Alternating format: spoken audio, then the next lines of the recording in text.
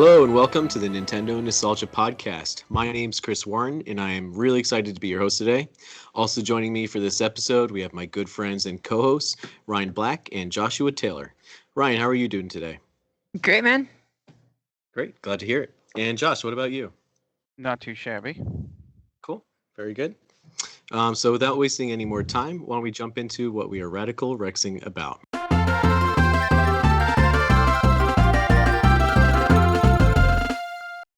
All right, so Ryan, why don't you lead us into what you've been excited about lately? Yeah, I'm excited to get back into gaming a little bit. I was really busy and not really doing a lot of gaming other than Duel Links, so it was nice to be able to pick up my Switch and finally play. I had just kind of a block. Like I just couldn't play my Switch. Everything I tried to boot up, I just like back out of it and open something else up and then get distracted and just I wasn't getting anywhere. And I'm finally starting to break away from that. And I've been I fired up a couple of games in that process of going through the roulette. And so I actually started Mario 3D World and played like a few levels.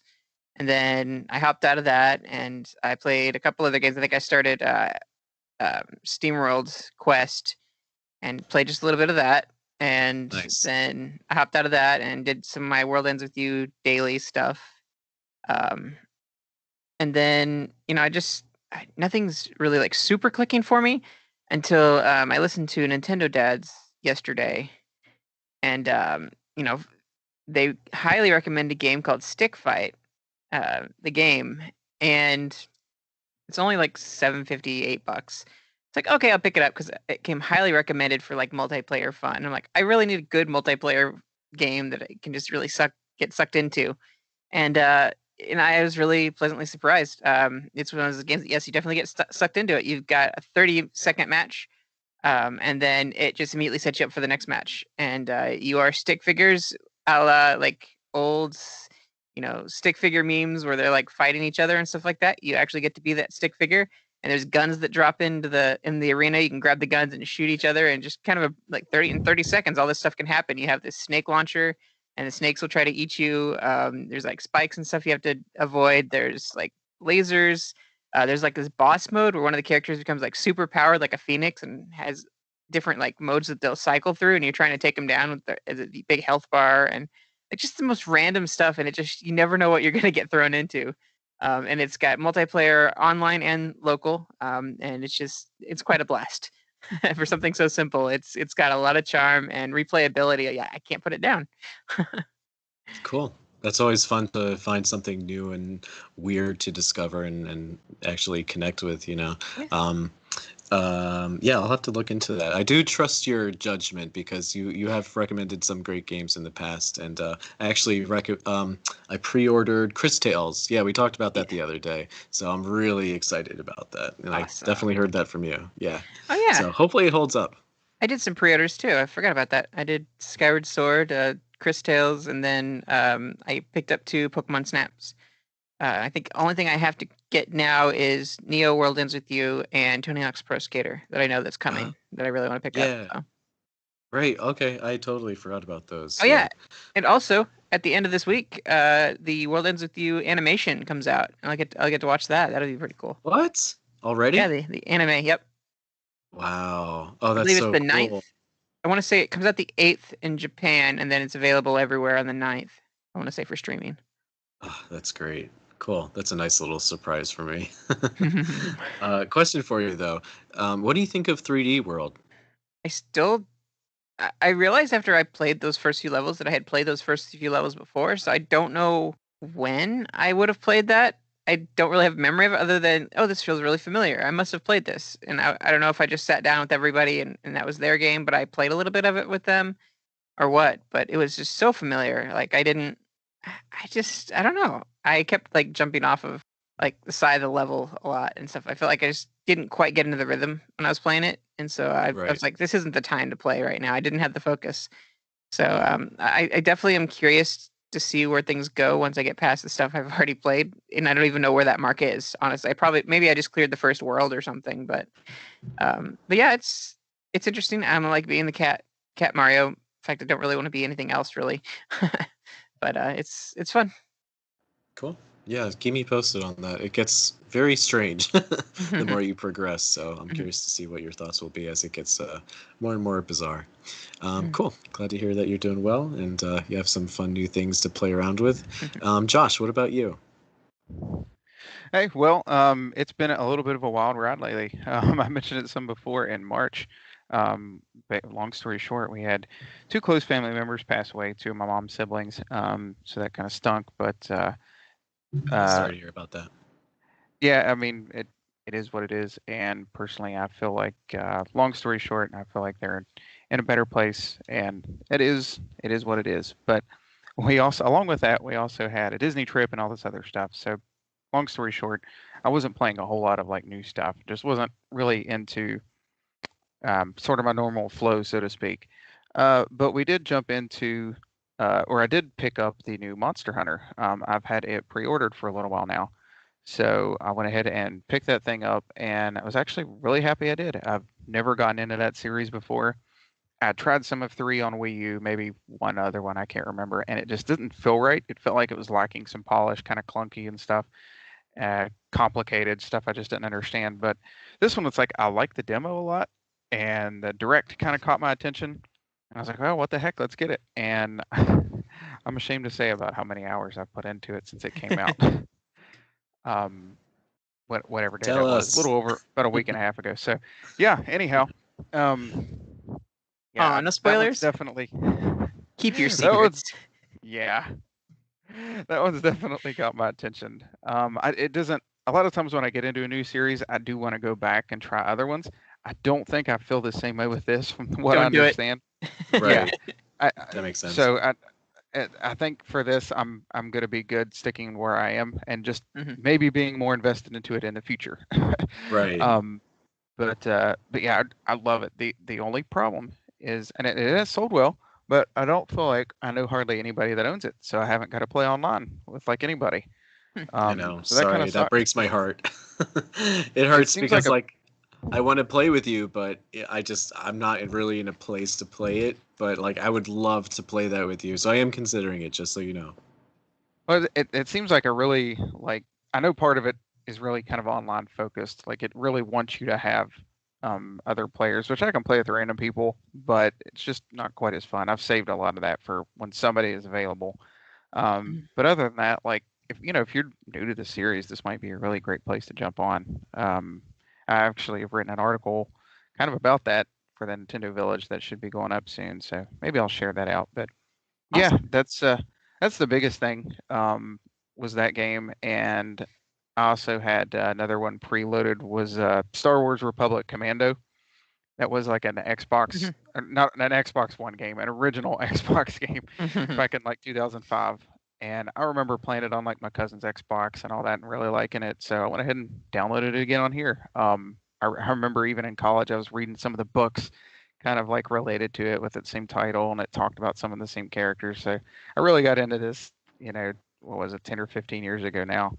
Um, so I was happy to give it another shot. I remember it being a pretty solid little first person shooter story. Now, granted, I figure some of it probably hasn't aged the best, but might be worth looking into if you're into that sort of stuff. But yeah, that's about it. Cool. That sounds like a good mix of things. With the Star Wars game, I didn't hear of it before. Like, usually I know about other Star Wars games that just are not available to me, like Jedi Fallen Order, and there were a few other ones on Xbox, and I was always jealous of those, but it's just like, all right, whatever. Like, they can have their thing. We have our own on the GameCube. Um, but it's really nice to be in the future where we have these old ports of games that we just didn't get a chance to play.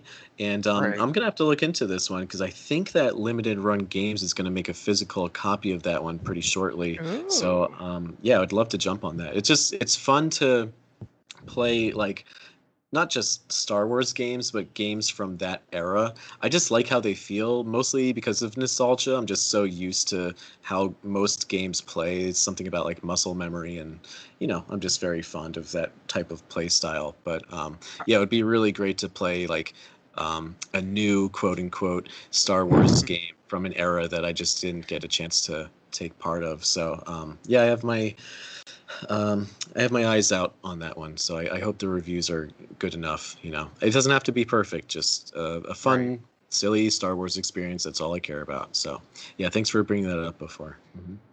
And also glad that you're playing Monster Hunter. That you Yeah. kind of bit the bullet and jumped on that. That's a pretty meaty game, and Yeah.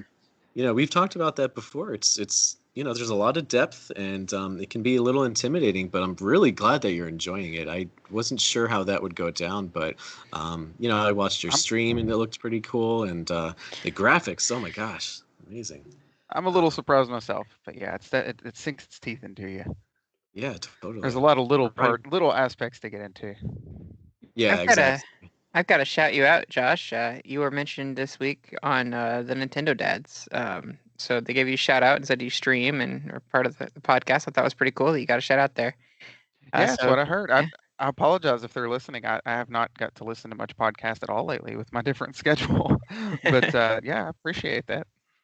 And hopefully you can do a lot more streams with Monster Hunter, and I can jump on and like learn a little bit, kind of dip my toes in the water, so to speak, with Monster Hunter, because we've mentioned it several times. I know there's potential there.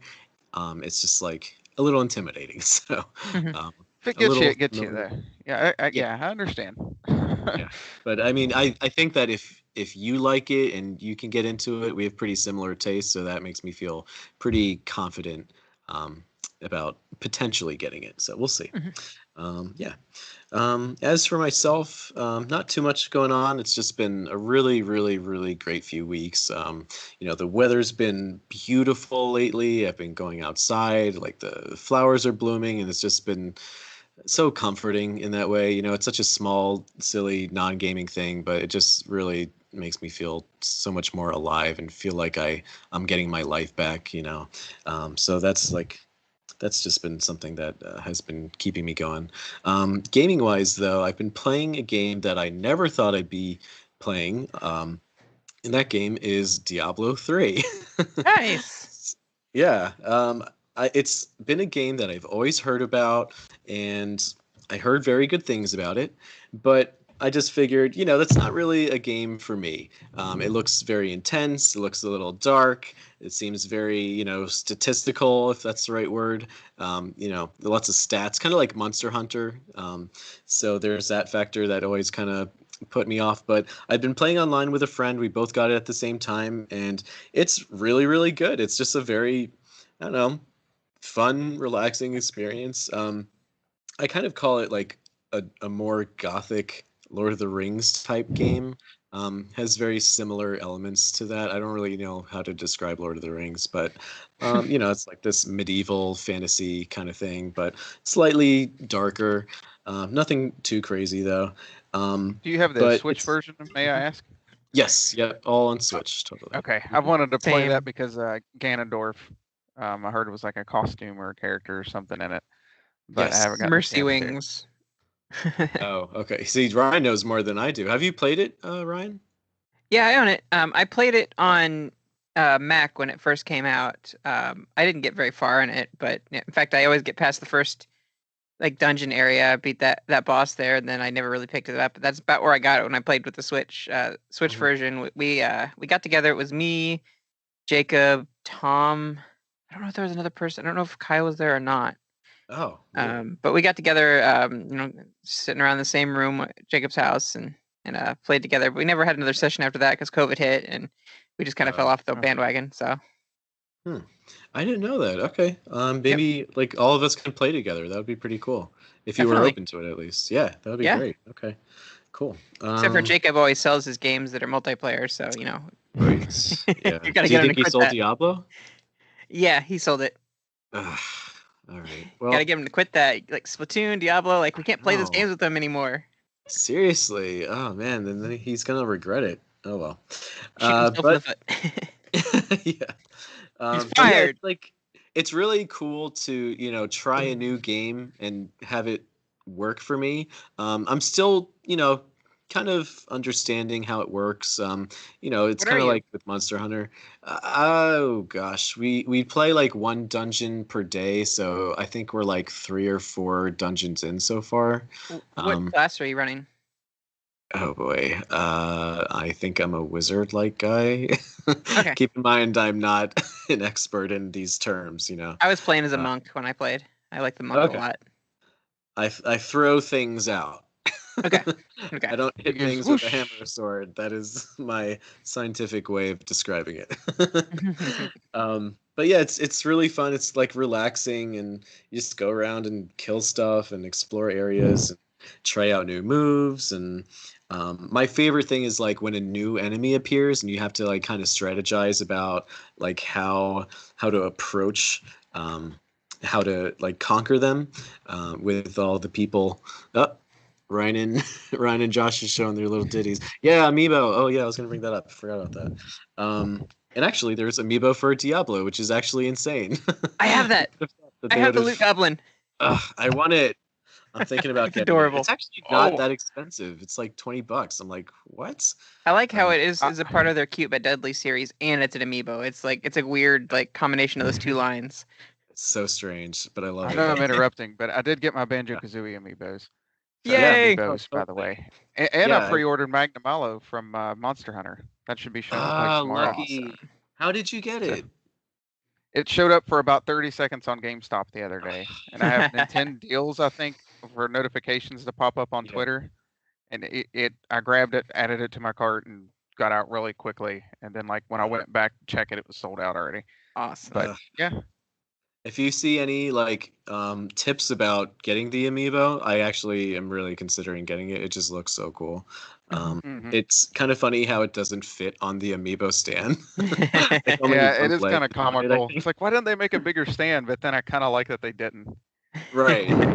They It's didn't kind go the of Detective Pikachu route. true. Yeah. True. Oh God, that would be intimidating. But yeah, let's talk about amiibo. So Josh held up his banjo amiibo, and I posted this in the Facebook chat. I am so like I treasure that thing more than anything else that I own. It is like everything that I wanted it to be, and it makes me so happy to look at. And it's not like the original Link from the original like Wii U Smash Brothers, where it has like this weird stand. I hate Key those stand. stands, like the clear ones. That drives me nuts. I can't stand That it. one's Uh, yellow Yeah, yeah, yeah, for I some sure. reason. Yeah. it's the only one. Yep. But yeah, Banjo, it's just like the puzzle piece. Perfect. Thank you. It's beautiful. And I also got Terry and Byleth, and Ryan was holding a Byleth. Byleth I got because of you, Ryan. So thank you for sending me a video of that. And Yeah. hoping that I would hate it, but I loved it. And thanks to you, I just lost $16. But it looks so good. It looks so so good. And actually, it reminds me of like Diablo in a way, like that like mildly gothic tone, you know. Mhm. And I got Terry, and I don't know, he looks pretty cool. He has those like clear stand things on like the side of his ankles, so that is kind of a peeve of mine, but I'll get over it. But it's just I don't know, it's cool. It's nice to have like a SNK representative. You know, SNK is this very strange company that I didn't know about, and the more you learn about them, the more you kind of appreciate their history and what they brought to like the video game industry. So I think it's pretty, it's weird, but it's pretty cool that they included Terry into the Smash Brothers. So I appreciate that. But yeah, that is all that I have been Radical Rexing about. Why don't we head into our next phase of our episode? And we actually have a voicemail from one of our favorite contributors. So why don't we have someone play that for us now? What's up, Mouse Crew? This is Isaac. Just wanted to give a shout out to you guys. Keep up the good work. Been enjoying episodes as usual. I just had a couple things wanted to call in. Appreciate you guys taking my call, talking about the direct. One thing I wanted to clear up was there's the topic about Skyward Sword. I just had mentioned that I didn't get too excited because it was going to be full price. And what was discussed was that, if that's a good price point for you, I think go for it. I just personally, it rubbed me the wrong way. One of the arguments I heard was, Nintendo is releasing games and we're still buying them, such as Super Mario 3D World. And I admit that I did get Mario 3D World because I missed out on it with the Wii U, but there was more value to that. There was Bowser's Fury, which in my opinion could have been another download content, $15, $20 or so. So that to me added value. what rubs me the wrong way about Skyward Sword, with the Direct, is there was this anticipation with the Zelda anniversary. We got that with Mario 3D All-Stars, and it was 3 games. You can see the value there. It wasn't just one game and charging $60 for it. So that was just the point I wanted to make. I feel like with Nintendo, there's just so much potential. There's so much excitement that builds it up for you. I go back to the Virtual Console on the Wii. I remember how excited I was of, wow, that means it can only get better. And here we are with the Switch, and we don't have a Virtual Console. We just have, some select games, which is nice that you can play for free. I think that's great, but it's very limited on selection. So it just feels like Nintendo gets this great potential. They get this momentum going, and they almost feel like they're getting lazy. It's like they back off, and they just feel like that's good enough.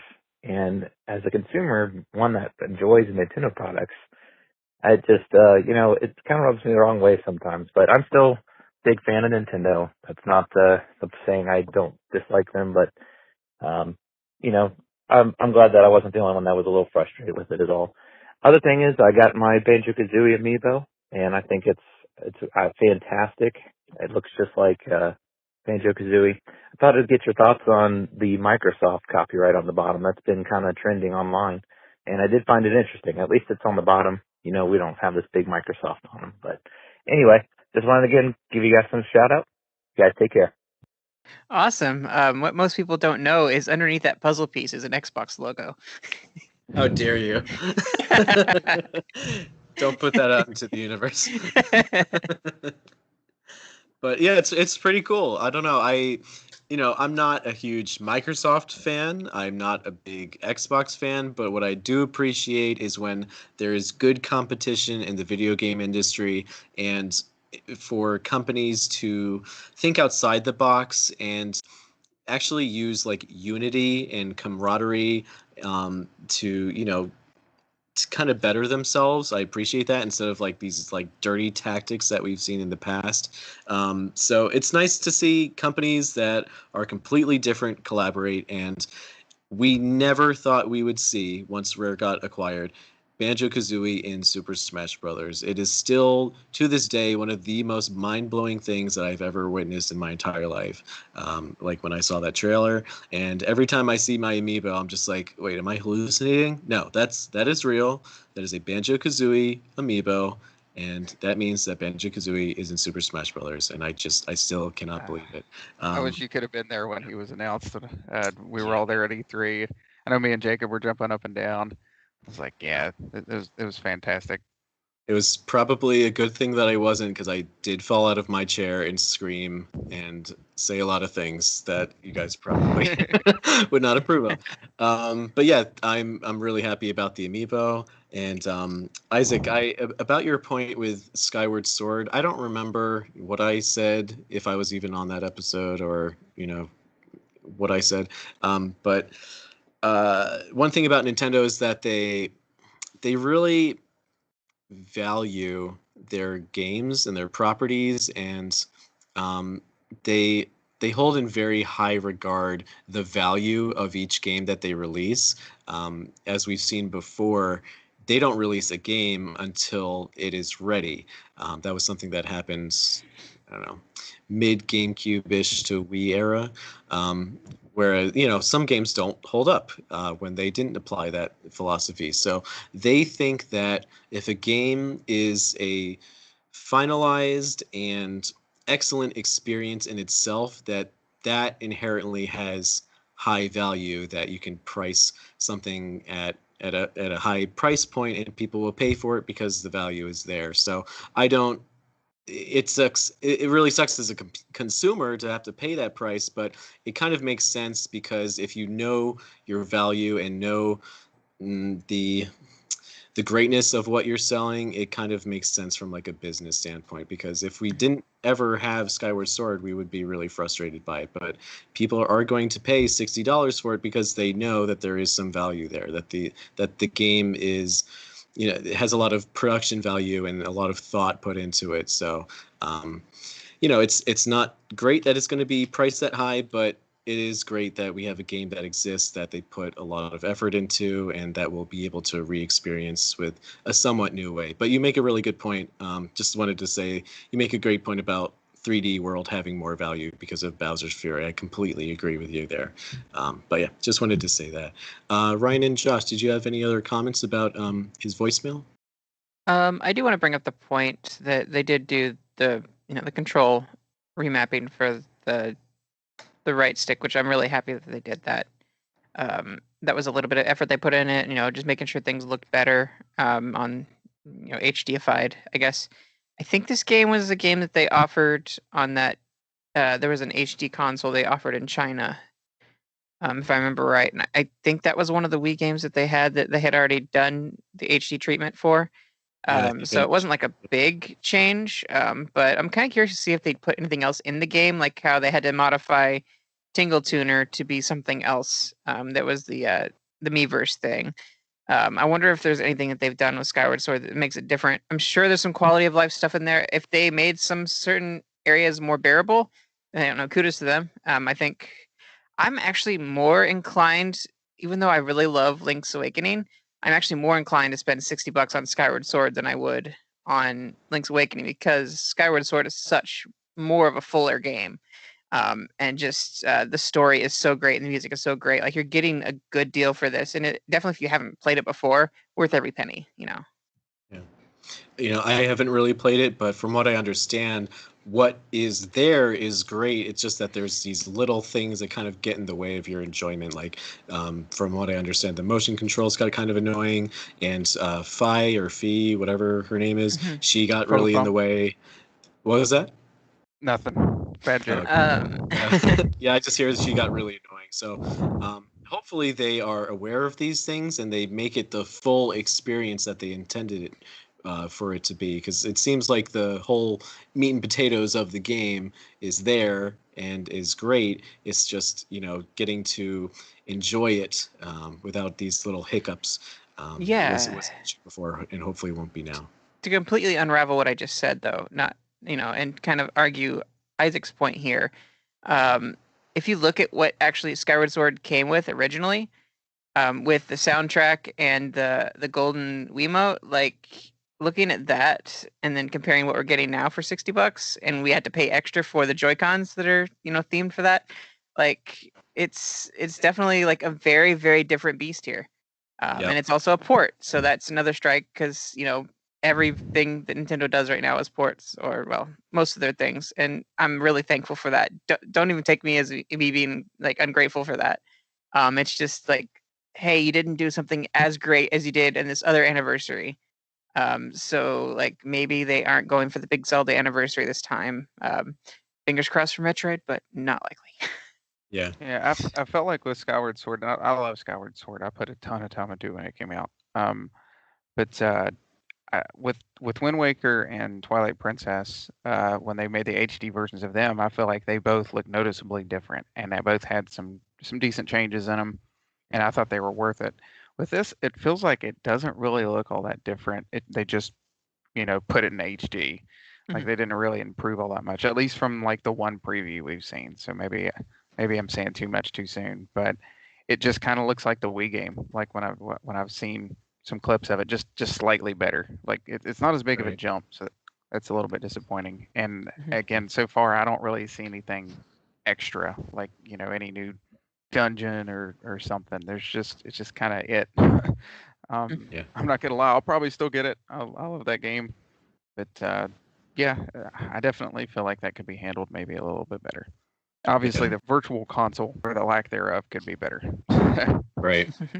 I mean, we are a few months away from it being released, so keep in mind, because I didn't know this until somewhat recently, with Wind Waker, apparently it only took them 3 months for them to get it from the beginning stages to the end stages. They just made, they just like added bloom lighting and all that other stuff. So who knows what they can do in this time period while they're still making it. So I hope that they, really put a lot more effort into it. But I am kind of disturbed about the the state of like the virtual console and ports and stuff like that. What they had going with the Wii and the Wii U is pretty great, and now it just seems like they don't know what they're doing. Some things are on Nintendo Switch Online, some things are HD ports and remasters, some things are just straight up ports on like the eShop. So apparently all the companies aren't biting for virtual console. They don't want to get involved with the Nintendo Switch Online kind of catalog, so they're just doing their own thing. And Nintendo's like, you know what, we can do our own thing too sometimes. So I don't know. I hope things get consolidated and make a little bit more sense. But anyway, Isaac, thank you very much for calling. We love when you call in, and I believe we have one more voicemail. It's gonna be so good to hear his voice again. It's been too long, guys. That's right. Here's Tom Qualls. Hey, everybody. It's your favorite missing part-time co-host, Tom Qualls here, live in the Driving in My Car studio in sunny Indianapolis, Indiana, here to talk about some games that I like that people like to hate on. So let's get right into it, because I know this voicemail isn't very long, so I got to hurry up. First of all, Zelda 2 on the Nintendo Entertainment System. Listen, that game's amazing. Y'all need to quit hating on Zelda 2. I get it. It goes 2D every once in a while. That's fine. But you know what? It's fun. It's got some RPG elements. It's a ton of fun. It's different from all the other Zeldas, so it has that distinction, similar to Mario 2. I love it. Good stuff. Second game y'all need to take it easy on is Resident Evil Umbrella Chronicles for the Wii. Generally, I just don't like the Wii, but for nostalgia purposes, I love this game. I had 2 Wii Zapper adapters there that me and my brother co-opted the heck out of that game. Ton of fun. Blew through it like it gave me a House of the Dead vibes. You guys ever go to a roller skating rink and play a ton of House of the Dead? That's what it gave me, those kind of vibes. I had a ton of fun with my brother, so I love that game. Quit hating on it. Number three, Castlevania 64. Yeah, that's right. The Castlevania game, not Legacy of the Moon, not the werewolf one, okay? I'm talking about the first one. And it's bad, and it's not great, okay? It's played through it, had some other parts there that I understand it's super buggy, but I had a lot of fun with that one. I really liked Castlevania growing up, and I was excited to see it in a 3D space. That one's kind of the guilty pleasure on my list. The other ones I think I can make really good cases for. This one I just feel like, I don't know, man, I like Castlevania, and I like whipping things in 3D. That sounds odd. I think that's enough for me. Okay, anyway, bye guys. We'll talk to you later. Thank you very much, Tom, for calling. It's always great to hear from you. I actually don't have too much to say about Zelda 2, but what I can say is that we do have a recent episode talking about it, and I think you guys did a phenomenal job, so I really encourage everyone to go back and listen to the Zelda 2 episode. Resident Evil Umbrella Chronicles is incredible. There actually is a sequel that not too many people know about. I believe it's called Dark Side Chronicles, which is equally quite good. I think it just covers like other games from different iterations, but yeah, I actually played it with a friend who's not familiar with games at all, but she loved it, and it's actually not an easy game. It's a little difficult, but she loved it. So yeah, I definitely can get behind Tom with Resident Evil Umbrella Chronicles, and Castlevania 64. So I thought that Castlevania 64 was like, not the best. And then wasn't Legacy of Darkness like a correction of that? Like it was kind of like I don't know, a better version of Castlevania 64. That's what I've gathered from like YouTube videos, but I could be wrong about that. But I do understand the appeal of like Castlevania and playing something in 3D on the N64. But yeah, do you guys know the answer to that? I've never actually played. Oh, I haven't played Castlevania 64 or what was the other one? Resident Evil Umbrella Chronicles. I haven't played that one either. So I can't say I know a whole lot about those two. I guess while I'm at it though, with Zelda 2, it is the only home console Zelda I have not beat, and I've tried to go back to it time and time again, and I just like, yeah, I'm not feeling it. Or I'll get to a certain point and I'm like, this is ridiculous. Like it's just crazy difficult. And the extra life system kind of sucks. So I'm like, oh, I'll cheat, just use your store points. And then I'm like, no, I still just can't get through it. So maybe one of these days, there's still things I respect about it, doing something different. And I kind of like looking at the artwork and all that stuff from then, but I just can't get through it. Maybe one of these days. Ryan, what about you? Yeah, I liked all of the picks you had there. I am the least familiar with the Castlevania game. Um, I don't even know if it's like supposed to be like a 2.5D, like, No, it's fully side 3D. scroller, or if it's a fully like 3D, like third person or what have you. But it's another one of those ones that I just kind of overlooked, just like, Mega Man Legends and things like that. Like I never played those 3D space games on 64. 64 is not a great time for, like, I didn't have a lot of games or have the money to get games at the time. So even if I had a 64, I didn't have a lot to work with. I'd usually play with friends if they had the games and I'd play them. But the single player games were kind of right out. It's mostly multiplayer games I got to play with friends. So I missed out on a lot of that stuff in the 64 era. Um, but as far as the Resident Evil, I want to say that I'd played this, or at least a demo or something. I don't know how I would have played it, but maybe I just was really into like the advertisements at the time, and I had the Wii Zapper, and I really thought about picking up this game. But yeah, Umbrella Chronicles was very, very tempting for me to pick up. Just I liked the idea of that House of the Dead vibe, and I wanted to play a game like that, especially something that gave me a reason to use the Wii Zapper.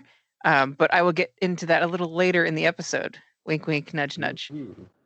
I like a little bit of foreshadowing. Great. Well, thank you very much for calling, Tom. As everyone already knows, Tom brought up those 3 picks because we asked everyone if they could mention 3 games that they like that a lot of other people seem to really dislike. And we got a lot of great feedback from you guys. So I just wanted to share a few of the comments that we got in our Facebook group. So Ryan, our longtime contributor, said that seeing how much people disliked Mario Sunshine after its re-release, I can't understand how they don't like that game. I think using the flood machine to platform was a very innovative feature for Mario. I always enjoy playing Sunshine, and its soundtrack is absolutely fire. Totally agree. Donkey Yes. Kong 64 is an amazing game that I have so much nostalgia for, and I see that game gets a lot of hate for how much collecting goes on, but it's still a fantastic playthrough regardless. Also Agreed agree. as well. Yep. And I also love Donkey Kong Country 3 and can see how people think it's the worst of the trilogy. However, I would put it above 2 because to me, that soundtrack and gameplay is better. Donkey Kong Country 1 is the GOAT, though. More hot takes for y'all. I can't get behind that last part, but sure, I can. Interesting. I'll take Okay, your I word. respect that. Yeah. Any thoughts on what Ryan said, guys? I agree. Donkey Kong Country is GOAT. Wait, the original? Yeah, over the other 2, yeah. No. I agree with pretty much everything he said, except the ranking, of course, of the 3 Donkey Kong countries, the 3 original ones. I'm not very good at doing anyway, because 2's just kind of the best. I would put 2 at the highest, but then after that, honestly, I'm not sure, because I would put 1, but then I'm like, is that just like the nostalgia that would being like the first one?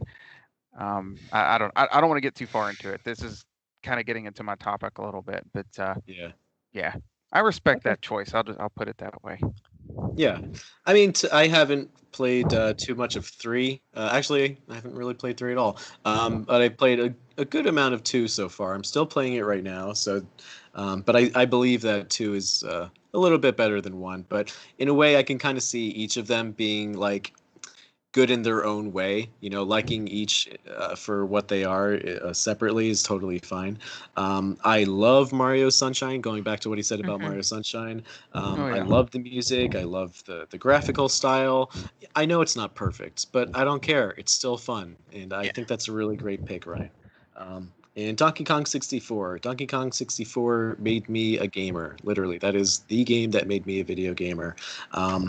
So yeah, there's a lot of collecting, but like when you're young, you don't pay attention to that. You just want something to do. You just want something fun to play around with. And the music was phenomenal, and the levels were just so grand and massive, especially like when you're a kid coming out of like the 16-bit era and seeing that you can move the camera around in 360 degrees is just mind blowing.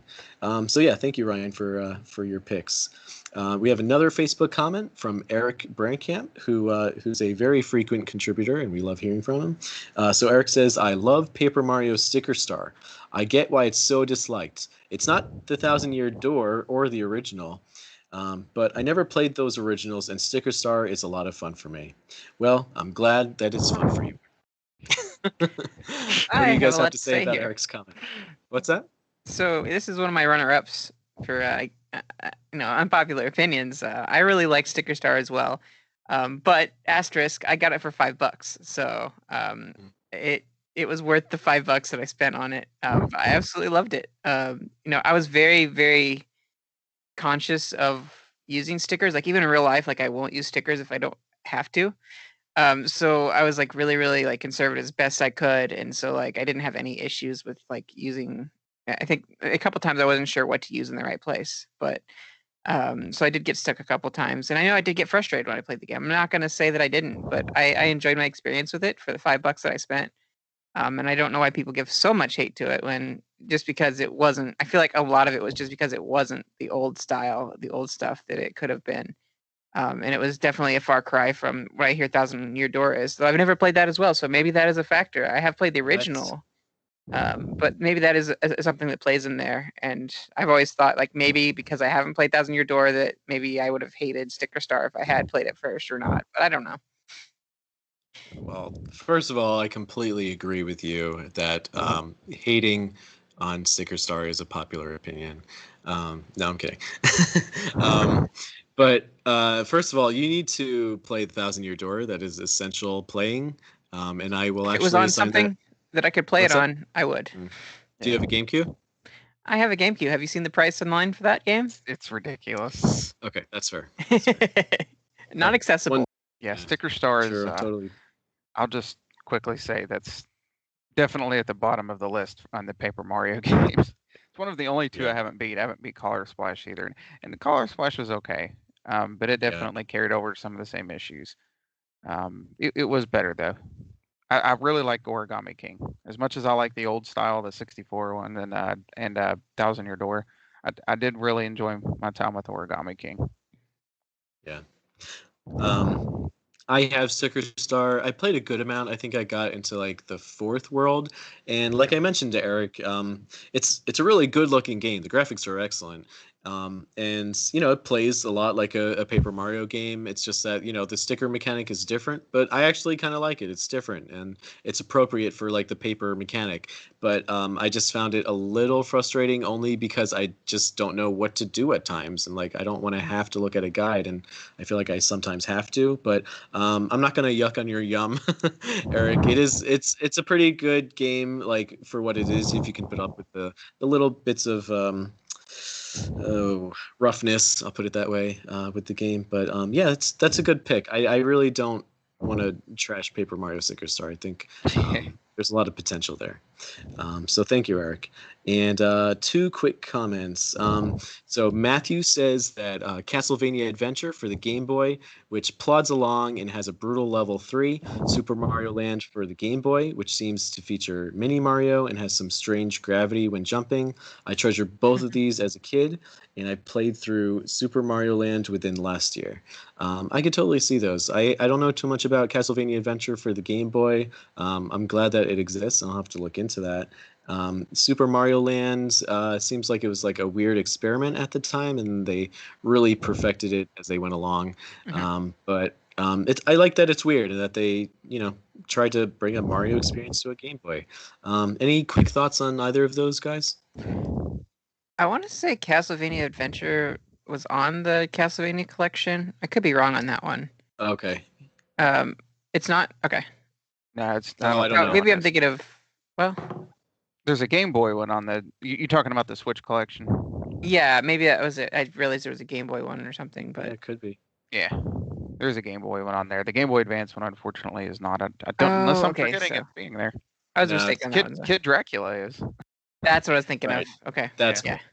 But yeah, I don't know. Hopefully that game is good. I'll have to look into it. I don't think it's on the Virtual Console on the 3DS either, which is a shame. But Super Mario Land is, and I think I have that. So I do want to check it out because I've seen some of the art for it and it just looks pretty weird and different and cool. So. Very cool. And I wish they would do weird stuff like that now instead of like that same new Super Mario Brothers style. I personally think 2 is a lot better with the land games.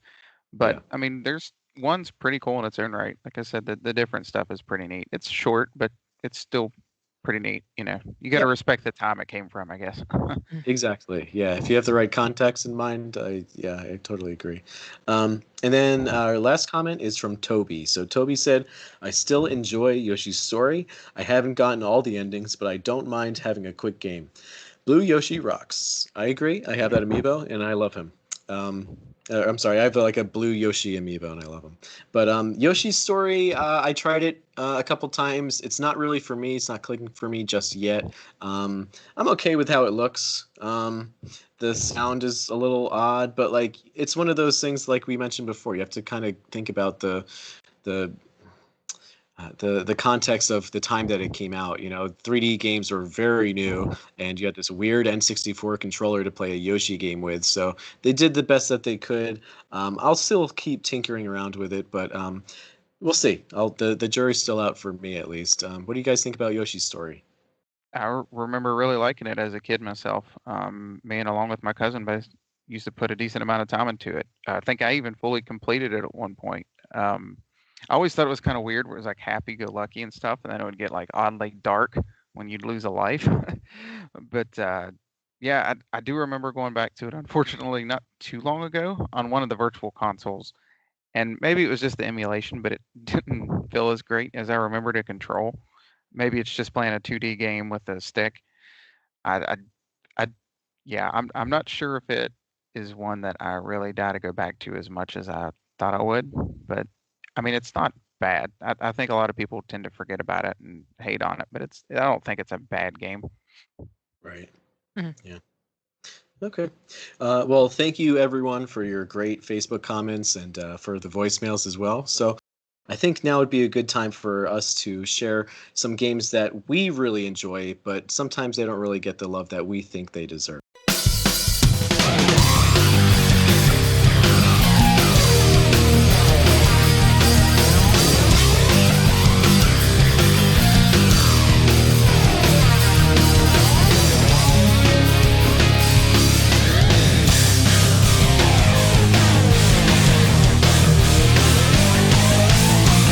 Before we get into that, I just have like a quick little thing I wanted to say. So, when we're talking about like hated games that we love, I think it's important to keep in mind that we get introduced to video games through friends and family, and sometimes we get introduced to games that are really good, like Mario Kart or Pokemon or Mario.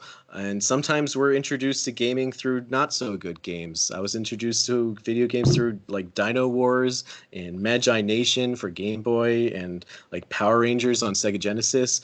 But when we start to connect with our hobby of video gaming, we start to kind of branch out and like learn about what a good game is. We're trying to look into what our next purchase should be, so we start looking into reviews, and we look online in like forums and like in magazines, and we kind of see what kind of makes a good game what it is. And sometimes a game gets a good review, and sometimes a game gets a bad review, and many times people only get games that have really good reviews, and some of the games that don't get good reviews are still good, and a lot of people tend to forget that. Sometimes a game that gets like a 7 out of 10 is still a good game, or even a 6 out of 10, or even lower. I think Paper Mario Sticker Star got like a 5 out of 10, and that's okay because Eric likes it, and Yoshi's Story didn't get the best reviews, and that's okay because some people really enjoy those games. So something that I'm personally guilty of is just looking at reviews and basing a game's value off of these like arbitrary numbers. And that's not really fair to the people who make these games. I think it's important for us to kind of look at a game for what it is. Like, sometimes it doesn't have to do everything perfect. It doesn't have to belong in a museum or be like the top game of the year. It just has to be a fun experience, because that's what gaming's all about. So just wanted to share that. And so guys, I'm kind of curious to hear what your picks are. So Josh, can you tell us what your number 3 pick is? All right, so when I went at my picks here, I guess first of all, I was kind of going at an angle of like what's like some really games that are just generally considered bad, you know, and that I still enjoyed regardless. And I kind of did that at first, but they kind of start breaking into this. Just gets a lot of hate for some reason nowadays. This first one, though, if I remember right, I think the reviews even were kind of low, but I really loved it, especially at the time it came out. I wish I could play it on my Switch or something so I could get another go at it because my GameCube's a little hard to set up right now. But anyhow, my first game is Shadow the Hedgehog for the GameCube. Of course, it was also on the Xbox and the PS2. I only played the GameCube version of it, but this was back when, and I still am a Sonic fan, but this is back when I was like really at like my, I guess, peak of that Sonic fandom. That sounds really bad if you consider some of the the fandom of that. But anyhow, yeah, I don't know who all has played it here or not, but it's it's definitely different. It's definitely different than the rest of that series.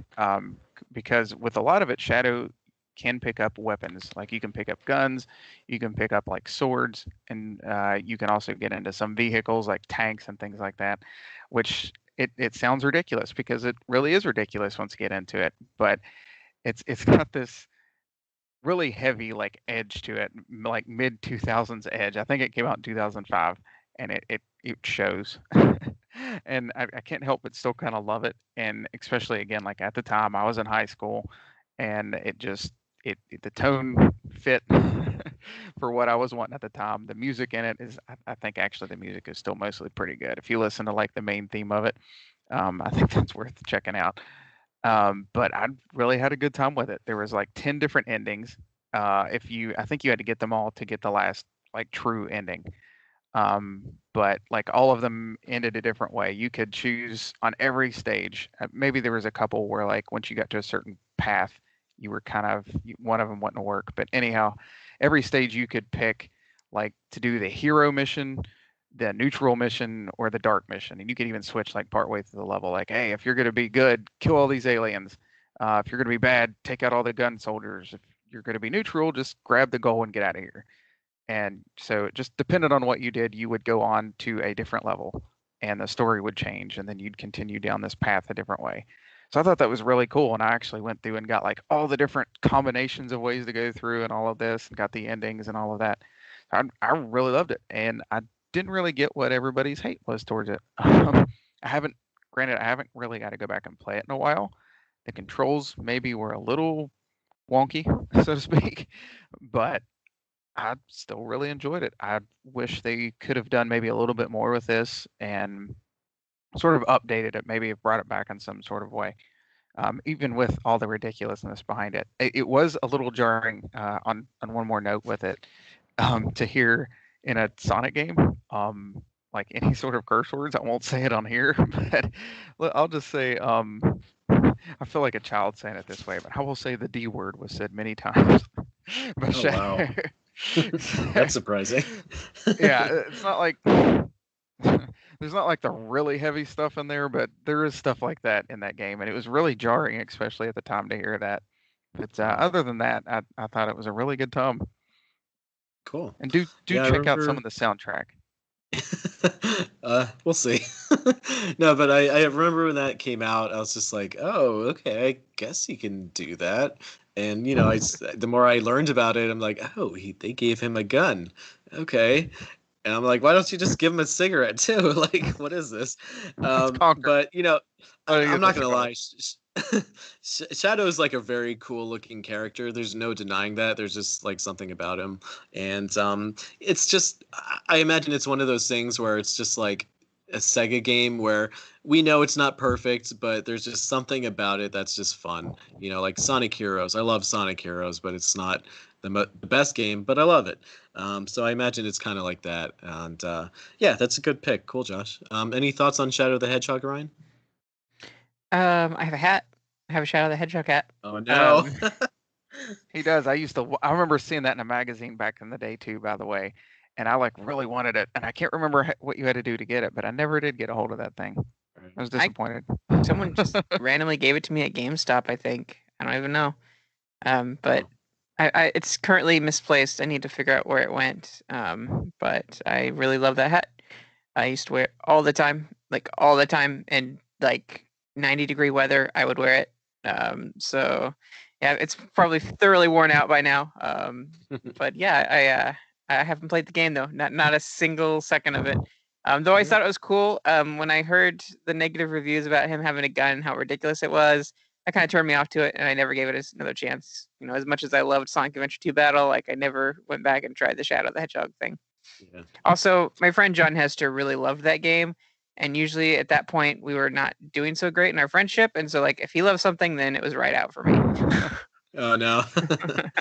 Well, I mean, like I'm fine with a game like being edgy, but if it's edgy just for like the sake of it, it just you can kind of tell that it's a little forced. Kind of like Prince of Persia, Warrior Within. Like before, they had like this magical, whimsical tone, and then all of a sudden he's just into like heavy metal. Just like, whoa, where did this come from? But hey, at least the game yielded a pretty nice hat, so that's cool. Something saying something. But yeah, I'm curious about that. I want to check that out. So Ryan, why don't you tell us about your number 3 pick?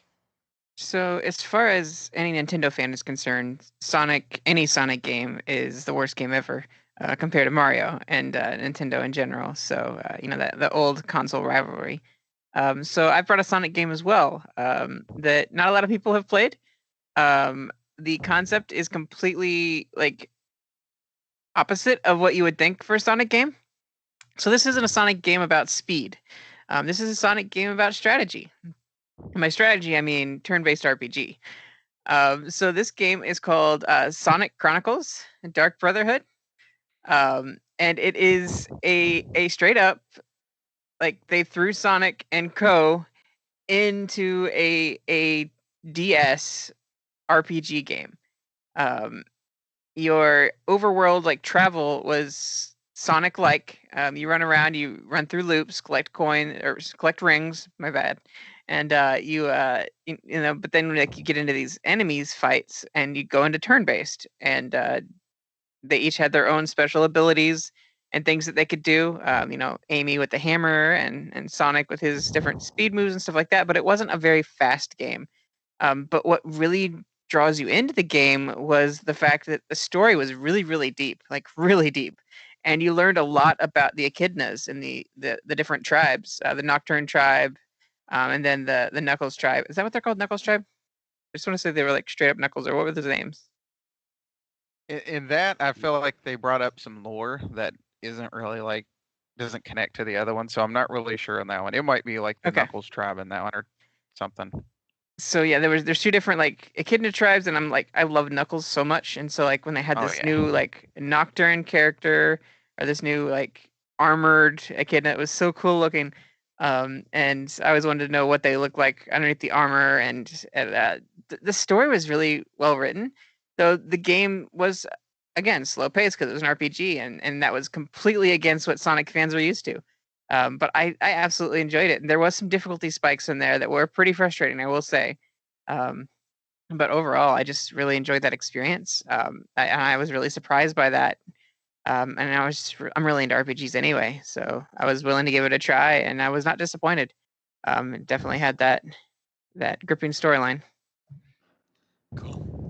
Yeah, for the record, Ryan completely changed his order when we were talking about this game, but I think it's a really fun and interesting game that exists in like Nintendo history. Like, who would have thought that there would be a Sonic RPG? And I believe it's made by BioWare, who is Absolutely, yep, BioWare. That was their first RPG, insane. Yeah, it's or at least on handheld. So wow, unreal. Yeah, who would go on to make Mass Effect and some other things, but crazy. yeah. So yeah, I'm glad that exists. It was a very cool concept, and I'm glad that they put like a lot of thought into it. I personally haven't played it, so that's all I really have to say about it. Josh, any thoughts? Yeah, I mean, being a Sonic fan again, especially around that time period, I definitely played it. I'm really hit and miss with RPGs, and I don't feel like that one grabbed me real well. But I mean, I pushed through a good bit of it, like just mostly because it was Sonic. I remember like trying to make a good team out of. I think you don't get Knuckles until later in that game. I'm trying to remember some of the story. Knuckles is usually my favorite character, so I don't think I really had him. But I remember having like Sonic, and I wanted Big the Cat on my team because you get him early on, just because, and kind of having some fun with that. But other than that, like I feel like it just the pace of it was a little weird. And I just I couldn't get into it from what I remember. I don't know if I just got distracted or what it was, but and it's one of those that's hard to go back to. I think I tried a few years ago, and it just didn't feel quite right. I appreciate the attempt and the go at a story like that. I would like to see it done again, maybe in a better way. But yeah, I mean, I can understand that pick. Yeah, I remember the graphics looking pretty cool. Like it had a cool art style. Yeah, cool pick, Ryan. Um, so my third pick is a game that I just never hear anyone talk about. I don't hear anyone say anything good about it. I don't really hear anyone say anything bad about it. Just nobody talks about it, period. And I just don't get it. So my pick, my number 3 pick is Donkey Kong King of Swing for Game Boy Advance. So this is a game that is a platformer, but you only use the L and R button to control your character, and the A button for like this invincibility, like temporary invincibility thing that you have. So you don't use the D-pad at all to control Donkey Kong, which is really interesting to me. And a lot of the levels were vertical, so instead of you moving like from left to right, like a typical Donkey Kong Country game, you go from bottom to top, which I think is fascinating. And you kind of like navigate through these levels using these like bubble platforms that like move around. So it's interesting because it's kind of like a puzzle game. And it has like puzzle elements incorporated into this very strange platformer, but it's really satisfying once you get the hang of it. Like you might be, intimidated by the fact that you only use the L and R button, but it feels natural because you're kind of like swinging from left to right. And once you get a hang of it, it's like it feels natural. And and then you just like jump either by like timing it, by like letting go of the button, or like you press both buttons at the same time if you're grabbing two different like ball things and you like launch yourself up. It's really satisfying and interesting. The reason why it's hated is because, God forbid, there's a platformer that tries something completely different and new. People were just like, what is this? This isn't a Donkey Kong Country game. It's like, yeah, that's the point. They're trying something new and different because platformers are starting to get a little bit stale. So there's like this new mechanic. And, some people were just not very welcoming to that. And I just think that's such a shame. I was also looking at some of the reviews, and some people thought, oh, the graphics are so cartoony. Like, yeah, this is a Donkey Kong game. Donkey Kong games are for kids. And also, this is on the Game Boy Advance. It's like, what are you expecting? Like realistic graphics? So I thought the graphics were phenomenal, and they fit the portable system perfectly. Another reason why it's hated, and this is something that I think is going to be a recurring thing for me, or even for all of our picks, I think that portable games tend to get more hate than home console games because people think that like a home console experience is like a more superior thing. But I think portable games have a lot to offer in their own right. But yeah, I love Donkey Kong King of Swing. It's a game that makes me so happy. I still play it to this day. I think the controls and the gameplay are just so innovative. The levels, there's so much variety in the levels. They're so creative. They're innovative. They do lots of fun things with the type of platforms in the game. The bosses are amazing. There's just like this boss where you have to like run away from it, and it uses like all these weird technical things to give this illusion that you're running away from this massive ice boss. And it's a really happy game. It looks great. It sounds great. The music's incredible. And it's just like a really great hidden gem for the Game Boy Advance that I just never hear anyone talk about. So I highly recommend Donkey Kong King of Swing. And there is a sequel for the DS, which is slightly even better, actually. So that's Donkey Kong Jungle Climber. So that is my pick. Have you guys ever played of or heard of King of Swing? I was gonna say, yeah, I've got to play them both. I was a little bit later on them, despite being a Donkey Kong fan, but this was kind of in that time period where like Rare was gone, unfortunately, and I don't think Nintendo really knew what to do with Donkey Kong. They kept trying all kinds of different things, and to me, I felt like this was one of the best things they did with that franchise, so to speak. The concept of it was cool. He's in the jungle, he's Donkey Kong climbing, and all that makes sense. And I think it was a good time. To me, it kind of feels like, uh, kind of, I don't know how to say this without making it sound bad. I was going to say it feels a little more like a game that should be maybe $20 instead of like a $40 one, Right. Like But at the time, yeah. yeah, if that makes sense. But other than that, I still think it was well done. I think this about the same with the DS one. I really like the concept of it. I would like to another little thing I'd kind of like to see return. Maybe as like a little eShop exclusive game or something. Right. Because the concept is really fun. It's kind of one of those where like I wouldn't want to play like a 50-hour version of it, so to speak. I think it would get a little tiring, but Yeah. yeah, I think it fits the platform it's on really well. Yeah, it's short and sweet. It doesn't really like overstay its welcome, which is something Yeah. I obviously really like about it. I Brian, what about you? I never played it. I was very turned off by the art style, and also just I was kind of tired of them trying to do different things with Donkey Kong. There's a few that came out around this time. I always thought of like the minis games, and like they were just doing some really weird things with Donkey Kong. And I after Jungle Beat, I kind of fell off that whole like thing, the Donkey Kong like train. I'm surprised Jacob hasn't played this one either, because it does have K. Rool in it, albeit more like Dr. Robotnik than anything. Looking at one of the Right. thing, like vehicles he's in, but Right. in the art style was very like it very like on the cover at least very like bubble faced, and they all looked really really goofy to me, and it does look more kid friendly, but like kindergarten level like kid show, and not necessarily like 9 you know 7 to 9 year old like shows that people would enjoy and stuff like that. And it's just I don't know. It rubbed me the wrong way. But saying that it was like a platformer, I get at first I just wrote it off as like just a mini game, almost like a mini game where it was like Clue Land, where you kind of like reach your hand out and grab the peg and swing. Like that's kind of the idea that I had. But then whenever I watched gameplay of it, it was like really really slow, or it looked kind of slow to me. So I don't know, it just didn't quite grab me. And a bunch of things just I wrote it off pretty quickly when I saw that. I respect your opinion, but I highly encourage everyone to But I have try not out played it. King of Swing. Like I said, it didn't quite grab Is it him. The available game's anywhere all else? about grabbing. I believe it is on the Wii U Virtual Console, It is. for Both like of them are. $6 or so. Yeah, so that's a good way of getting it, I think. And it might even be better in a way because you could use the L and R buttons on whatever control you want. You can use the gamepad, which has decent L and R buttons, and also the Pro Controller has good ones too. So, yeah. But yeah, that is my pick. And Josh, what is your number 3 pick? I'm sorry, your number 2 pick. All right. So my second pick here is one that I feel like gets hated on a good bit. I feel like I hear more bad about it than I do good, honestly, and I kind of get it. I kind of don't, but it is Star Fox Zero for the Wii U. Wanted to go with one that's not too old on this one. Um, so I've been a Star Fox fan since the N64 game. I still think that one's kind of the best. I feel like they really got that.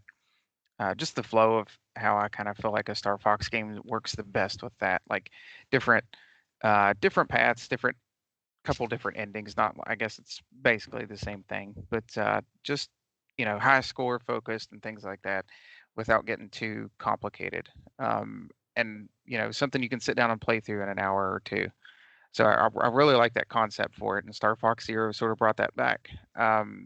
I guess one thing with Star Fox Zero, I was sort of okay with them starting over again with the story, even though it's like the third time. But it did get a little tiring, I guess, with this one, just because by the time you get to like the end, there's like a spot where it sort of like sets out this big reveal, so to speak, and it happens every time, and there's like talking where you're just kind of floating there, hearing that same part every time you go through. So that gets a little annoying. But as for the rest of it, though, I feel like the whole idea with the gamepad and the motion and all that, I thought it controlled really well, and I thought it was a good time. I like the different ships. I like the Walker that they brought in from Star Fox 2. I thought that controlled really well and added some cool different aspects to it. What is it, the gyrocopter or whatever it is? Yeah. I might be getting the name mixed up with the DuckTales vehicle. But anyway, I hope that you are. yeah, that thing, I thought that was really cool and a different, nice change of pace. That was again one I kind of understand if people didn't love it because it was slower, and if you did kind of take that path, that level kind of the one level it's on gets kind of boring after a while. But other than that, I still don't think it was that bad. I didn't think it hurt the game that much overall. Um, I really like that one. Like I said, I like how they brought back the sort of the format from even like the Super Nintendo, the original Super Nintendo game and the 64 one, where you can just sort of play it multiple times through, take different paths, see how things end up. You might end up on the same planet a couple times, but then you end up finding some shortcut or something you didn't destroy that leads to a different stage. So I really had a good time with it and got into it a good bit. And the co-op was kind of neat on it, where one person could aim with the gamepad and the other one could fly with the Pro controller. Tried that out. So yeah, I don't really get the hate behind that one personally. Mhm. Yeah, I actually like Star Fox Zero. And also, let's keep in mind it came with another game. It came with Star Fox Guard, which I Yes, it think did. is a really good game in its own right. Yeah, It Star is. Fox Zero, like you said, this is going to be the third retelling of this story that we heard Yeah. many times already. So yeah, it did get a little tiring. I was a little annoyed when I heard that, but I think the one thing I appreciate about the game the most is the interesting control scheme. Yeah, it's not as intuitive and easy to use as like a typical joystick where you just point around and shoot things. No, it's not really about that. And I appreciate that they kind of thought outside the box where you kind of like move using the joystick, but you really precisely aim using the gamepad by looking around. And you have to look at both screens at the same time. And I remember there's this YouTuber that says like once you get it, you really get it, and you kind of enter this like state of zen.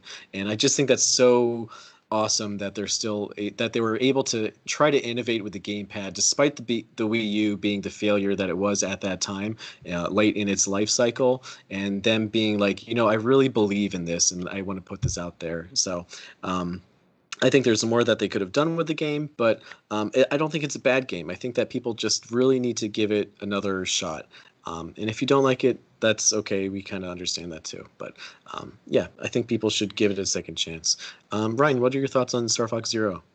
I have not played it. I never picked it Okay. up. But I'm curious, but I've never really liked a Star Fox game other than the multiplayer and Assault. So Mm, mm, mm. Oh boy, we're gonna have a little fight after this. I have At yet least to he likes the play multiplayer Dinosaur in Assault, Planet, though. so I can't say anything about Dinosaur Planet. But Okay. All right. All right. Well, that was a very good pick, Josh. I actually was going to choose Star Fox Zero myself, but yeah, I'm glad you did. So Ryan, what is your number two pick? circling back to the Wii Zapper, a lot of people hated Uh, this game, absolutely, but I loved it. I love the charm of it, and that is Link's crossbow training. okay. So yeah, this game was packaged in with the Wii Zapper, and the Wii Zapper was cool in its own right. Having like a gun like mechanic put out by Nintendo, no less. Like what is Nintendo doing? Like that's crazy. But it was and mind you, I will say that the Wii U failed in that aspect, which they never came out with their own Zapper like they showed and demoed off. But we did get that in the Wii era. So it was really cool to be able to go and point and shoot. And in a weird place like Zelda, Link having a crossbow, I thought was one of the coolest things. Just it was basically a gallery like shooter, like Western gallery shooter, essentially. Um, and like the reloading mechanics and just taking out the enemies and stuff, you can get kind of a hint of what Link's crossbow training was like when you play the Nintendo Land mini game for Zelda. The very plush, like it's not dissimilar from that. I kind of got those vibes from it. If you need something to compare it to, if you haven't played Link's crossbow training, but people just tore into it because it was so different from the Zelda formula, like completely different. Taking, it's like taking the Zelda series into space, like randomly. Like, what are you doing? Like, it was that kind of weird, like juxtaposition, like a big leap of faith. And it was very much a demo as well, to show off what the Wii Zapper could do. And much like many of Nintendo's accessories, it only lasted like 1, 2, 3 games maybe, and then it just faded in obscurity, like just plastic that's never going to be used again, except for nostalgia's sake. So I like the DK bongos and things like that. So yeah, it was a really cool demo to show what it could do and what the Wii could do. But I think ultimately it kind of fell flat. But I absolutely enjoyed every bit that I played of it, and I played it over and over and over again, and just dedicated a lot of time to it. And I was in a vacuum at the time; like I didn't hear any of the negative reviews when I played it, and so I really, really enjoyed every bit. If I had heard that people were like hating on it, it might have influenced how I felt about the game. But not having those negative reviews and everything, like it actually made me like the experience quite a bit. Yeah, totally. I could see that for sure. I have it. I have acquired it recently for, I think I got it for $10, including the Zapper. And I just looked it up on eBay. It's still very cheap if anyone's interested in this game. But I didn't have a problem with the direction that they were taking with the game. I just didn't think that the Zapper was that much of a compelling product for me to go out and get it. I have one now, because I got it with the game, and it doesn't feel like it's that necessary of a thing. Like I'm perfectly fine just using the Wii remote as it is. But it's a nice little novelty to have, and yeah, why not do something like that with Zelda? I think it's perfectly appropriate for that universe. And I love gallery shooters like that. That is one of my favorite genres. There's not too many out there, so it's really nice and refreshing to see a game like this that does exist for the Wii. Yeah. Josh, any thoughts? Yeah, I enjoyed this one. I think I kind of feel like you with the Wii Zapper, kind of like with a lot of Wii accessories, where some of them just don't really seem necessary. They're just like pieces of plastic that you plug the controllers into. But I mean, it still worked really well for what it was, and it sort of had that crossbow feel, I guess. And I like Twilight Princess a lot. That's one of my favorite Zelda games, so I appreciated the aesthetic and stuff they went with that and the theming. If people were disappointed about this not feeling like a regular Zelda game, it's kind of their own fault because this does not say it's supposed to be. It's not. Right. It's a side thing. So anyway, Yeah. yeah, I guess there's not a whole lot to say about it, but what was there was fun. I Yeah, think the exactly. name left a sour note as well. Like crossbow training, like that sounds weird. Like Maybe the doesn't sound training cool at all. for me sounds a little. Yeah. Yeah. Makes it Put on sound your like a training demo. wheels. It's a baby thing. Right. It Like, does feel hey, like a demo. here's a tutorial that you have to pay for, Yeah. Yeah.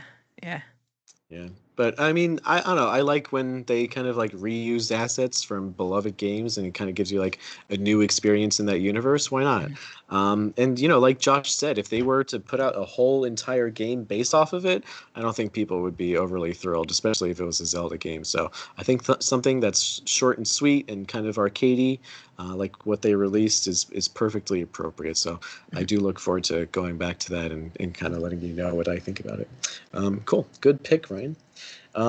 So for my second pick, I chose a game that, again, I don't hear anyone talking anything good about it, but I just don't hear people talking about it at all. And some people actually do not like it at all. So this game is called Pack and Roll for the DS. So Oh yeah. it's a Pac-Man game, and it's kind of hard to describe, but it's kind of like a platform adventure collectathon, except you're Pac-Man as a ball, and you use the DS stylus to kind of like roll him around by like flicking him around and stuff. And it takes place in like I don't know, it's kind of like a mix between 2.5D and 3D. You are able to move the camera around, which I was replaying it today. I was just like, oh, I didn't even know this. But I don't know. It's hated because it's different, obviously, but I mean, like every Pac-Man game is totally different. Each time one comes out. But that just because a Pac-Man game or game in general is different from what you're expecting, that doesn't mean it's bad. And I think that's something that we're just starting to kind of come around to. Whereas, in the early 2000s, people were just like, if it's not traditional, I don't like it. But yeah, the controls were a little odd because it was very different at the time. The DS was a completely brand new experience, and it was kind of like a pseudo isometric view, which some of us don't like, understandably. But I think it worked really well. I actually really like this game. It's not going to win Game of the Year. I mean, obviously, because it's in the past, but it didn't really deserve to at the time, is what I'm trying to say. It's very colorful. It's lighthearted. There's lots of different themed worlds, which is something that I really like in my adventure games. You know, like having a candy world, having a jungle world. That's something that's just fun and exciting to me. And I think it's a really cool take on like a platform adventure collectathon, like rolling a ball around. And while I'm on the subject of that, it controls really well. You wouldn't think that rolling Pac-Man around with the stylus would control well, especially with a platformer. It controls great. Like it's kind of like sticky, so you don't really feel like you're losing control of him, which I think is really necessary for this type of a game. But yeah, Pac-Man, he's really cute. He's an iconic character, and it's just like a silly, dumb game, and I love it. And it's fun. So yeah, that is my second pick, Pack and Roll. I feel like it was an early DS title. Like, was it launch? No, that is oh gosh, Pac Pix or something like that, where you draw Pac-Man. Oh, But it okay, was so that's what I'm thinking of. 2005. Okay. Yeah, I think it was like a few months after it came out, so like launch window. Okay. So have you guys ever played Pack and Roll? No? I have not. Okay. That is I think I vaguely perfectly okay. remember like seeing it in a trailer or something, Yeah. but that's about it for that one, really. I might have to look it up. I like usually some of the off Pac-Man games. They have some pretty fun ones. Yeah. It's just Pac-Man like, 99 just got announced, so yeah, they have some good ideas. Yes, yeah. Thank you to whoever shared that on our Facebook group. We appreciate that. I have to look into it. I just saw the headline, so I'm really curious. I really like Pac-Man.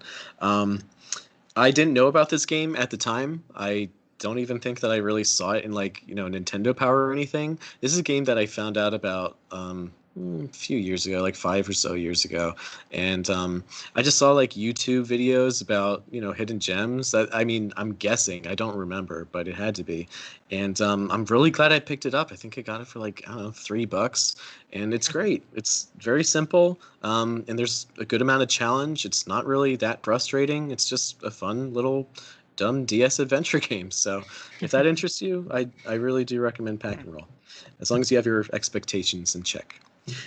So we are on to our final picks. So Josh, why don't you start us off with your last pick? All right, so this one was tough here. I went with a pretty well-known one, and one that I don't think everybody considers bad, but dang, I see a lot of hate for it lately. I think it's one of those things that just becomes popular to hate. I almost put ukulele here because that one seems popular to hate for some reason, and I love that game. Almost put Donkey Kong 64 here, sort of the same thing. But what I landed on was Donkey Kong Country 3. So it seems to be sort of, even outside of the original trilogy, it seems to be sort of at the bottom of people's list out of the 5 main Donkey Kong Country games. But I wouldn't quite put it there. Maybe not the highest, but I wouldn't put it at the bottom. That's probably where returns go for me. But anyhow, with 3, I think one of the biggest things that people seem to hate on is Kiddy Kong being one of the characters. And again, I don't think controlling him is all that bad. He's somewhat like Donkey Kong in the first game, where he's the heavier character. So it balances out. Between him and Dixie, they definitely feel different. He has some of his own little abilities, like you're able to skip across the water and things like that, and take out larger enemies with him. But I thought it was a fun, goofy character that they added in, and I thought it was a good way to it sort of felt like going back to Donkey and Diddy in a way, with the bigger character and the smaller one and things like that. So it's one of those things I have trouble seeing what's so popular to hate about that part. But also I really appreciated some of the differences with what they did with it. It was sort of a B team, so to speak, from Rare that actually worked on this, and it wasn't quite the same team that worked on some of the others. And including the composer was Robin Beanland instead of David Wise for this one. And I think she did a great job. I think there's a lot of really good tracks in this one. And they did a lot of things in this one that were sort of experimental, and I think most of it worked. There were the bosses in this are some of the best I think in the series. The sort of target game that you get to play at like Swanky's I thought was cool. One of the bosses kind of takes that on. There's like a big barrel rocket thing you get to fly in near the end of the game. A lot of the levels were different. Like one has lightning striking down at different places. You had to keep moving. There's like a saw chopping down a tree as you're running up it in a different stage. So I thought they did a lot of cool things in this game. It was that the open world was neat. You could actually kind of freely move around it, like the map itself, and there were secrets to find in the map, different characters and things to do there. So yeah, I really don't get the dislike for this one. I'm not sure exactly what it comes down to, but I thought this one was pretty great. I still like going back to it from time to time. I just went through it again, I think in January or so. So yeah, Yeah, I think it's on Nintendo it's Switch Online, definitely right? my pick. I got to take up for that. Yeah, whenever Okay. they added it to there recently, I think I just want to jump back into it. Yeah, I think it's pretty recent, and I think it's there. Yeah, I think it's one of those things. I don't know if the phrase is like the curse of threes or something like that, where like the third game in a series always gets like hated on for some reason. Like there's always something that people hate about it, but many times, like in a series that's really good, a game in that series that's not the best gets hated on and trashed, and it's almost as though that game is complete garbage, and that's not the case. Like I personally haven't played Donkey Kong Country 3, I have to admit, but I can't imagine that Donkey Kong Country 3 is crap because there's like this new character or whatever. From what I understand, it's still a very good game. It's just a little bit different. Maybe it's not as good as some of the other ones, and that's okay. It still makes it a good game. It doesn't have to be perfect all the way around. So yeah, that's a good pick, Josh. I appreciate you adding that. Have you played Donkey Kong Country 3, Ryan? I played like a demo station, just a little bit, and when I found out that I had to use Kiddy Kong, I was very much against that because I did not like the heavier characters. I tried as much as I could to be Diddy Kong in the original game, just because I could move a lot better and faster. And then it just, I don't know, just it, the character model bothered me. Like he's like in like a onesie with like booties on, and like I did not like that whole like. It took me out of the experience. I think there's like this little baby that's like you're playing as and going through this great adventure, and it just didn't. I don't know. It didn't rub me the right way. So it just a lot of things that kind of struck me funny. So I just never gave it a chance. In Kitty's defense, Donkey Kong wears a tie and Diddy Kong wears a hat, so just wanted to throw that out there. Hey, But no, I totally at least get he it. It's a covers very himself. Donkey Kong's butt naked right. other than a tie. He sure is, and sometimes we see that in games, which is a little odd. But no, I think that it has. I'm sure it's a good game, and that people need to be a little bit more open minded with it. But yeah, no, I get that, Ryan. Kitty Kong is a very strange looking character. Dixie looks pretty cool, but yeah, Kitty's just like I don't know, a little creepy. So I don't Never got know. that myself. But if you can look past that or these other little things, I think that some people have issues with like kind of the aesthetic of the third one. I could be wrong about that. Um, I'm sure that the gameplay is just fine. They had two other games to learn from, so yeah, it's free on the Nintendo Switch Online if you have a subscription. So why not give it a chance? Okay, Ryan, what is your second pick? Okay, I went back and forth a lot on this one, and I wasn't sure if I was going to bring Super Paper Mario to the table or this other game, because I think Super Paper Mario has the potential to come back later and re-release, and people will be fond of it, even though at the time everybody's angry that it wasn't the RPG style.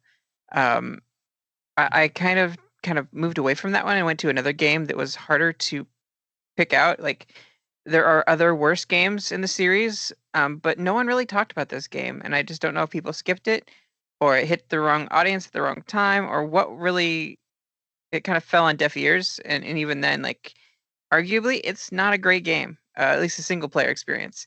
Um, and that game would be Metroid Prime Hunters.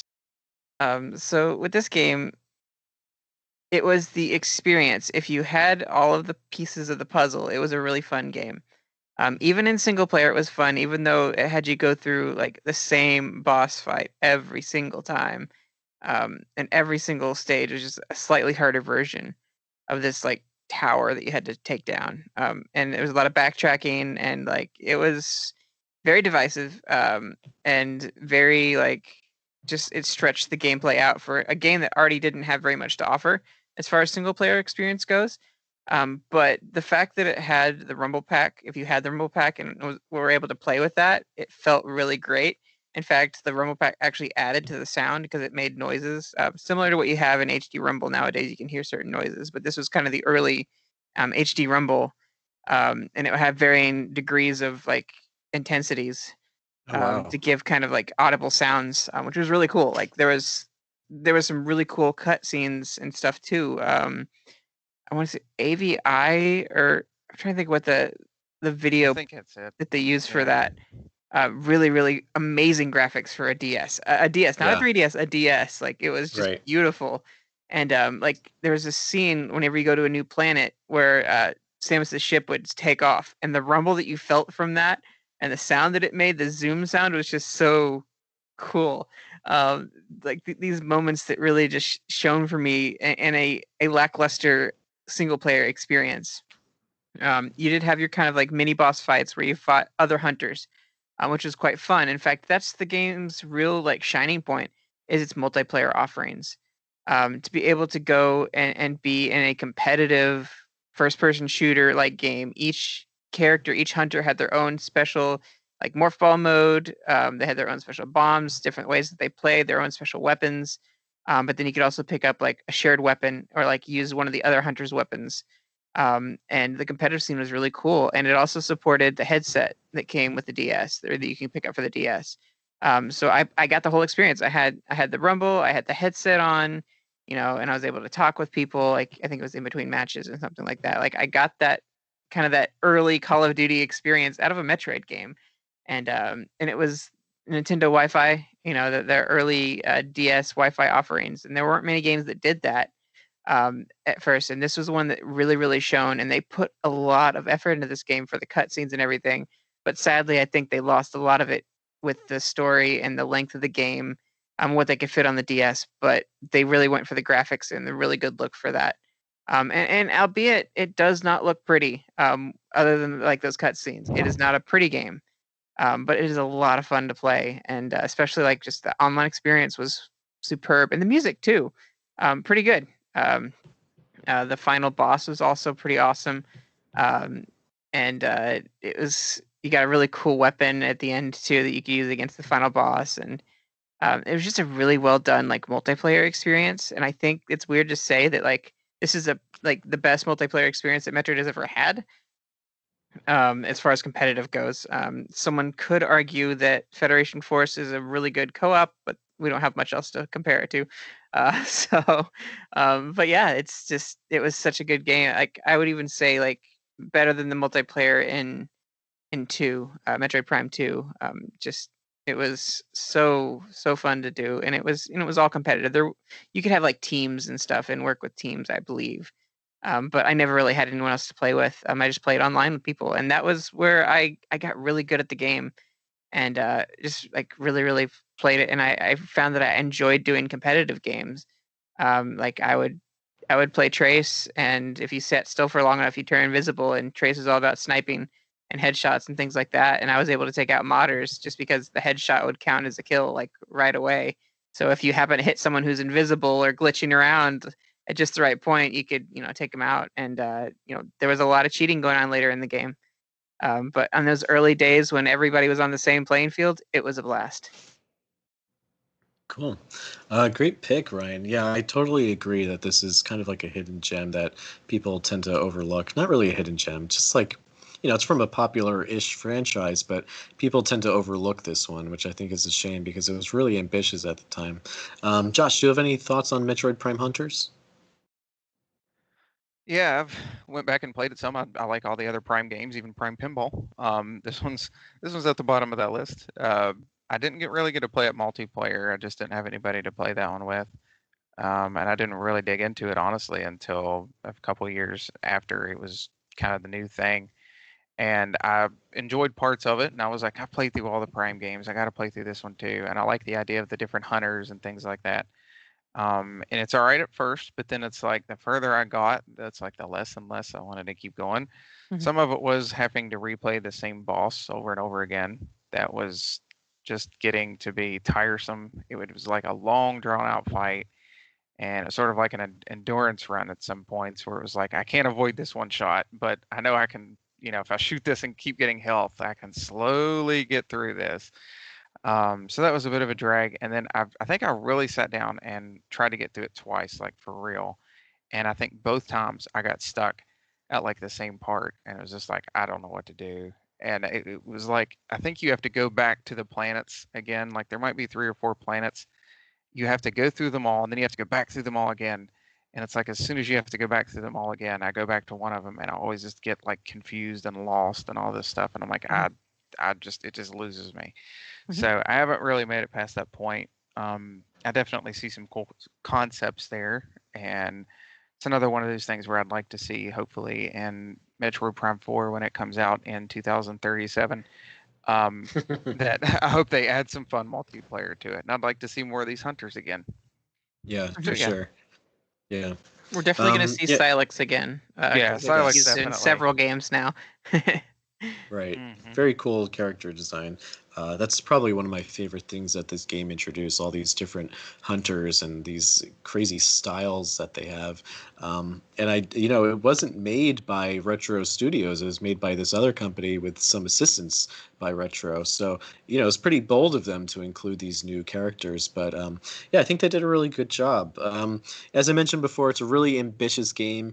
It was a game that was originally a pack-in demo, I believe, for the original DS when it came out. Because Hunt? at Got the that. yeah, Yep. yes, First Hunt. Yeah, sorry. So yeah, there's like a demo of this game because it didn't come out yet. It was still being worked on, and it's significant because at the time the PSP was just on the horizon, or maybe it already came out. I don't remember, but it was kind of a way of Nintendo saying, "Hey, we can stand toe to toe against the PSP. Like, yeah, this DS isn't as capable with the graphics, but we can offer our own unique thing with games like this." And Metroid Prime Hunters is gorgeous. I think it's stunning what they're able to do, especially early on in the DS's life cycle, because even later on games weren't able to accomplish things like that.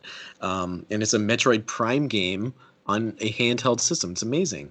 I like that DS look too. Like the I know there's like it's very pixely, but I like that. There's something charming about it.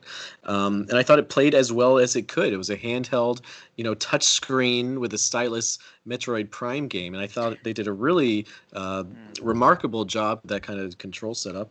And the sound design was great. I think they nailed the Metroid sound, and like I said, the characters were great. Wireless multiplayer was like unheard of at that time, especially for like Nintendo fans. And something I know this is like small, but I think it was really interesting what they did with the user interface. Like on the bottom touch screen, it was just designed to make it look like it feels like this like Metroid like ship user interface, this computer user interface that you would imagine you would be using in this like universe. So I thought they really nailed that feel. Yeah. So That was cool.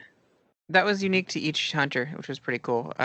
Just Oh, I didn't know that. you felt like if you played a different hunter, it had a different like HUD layout, and it was like custom to them, and it looked like it was like a part of them, which is Yeah. cool.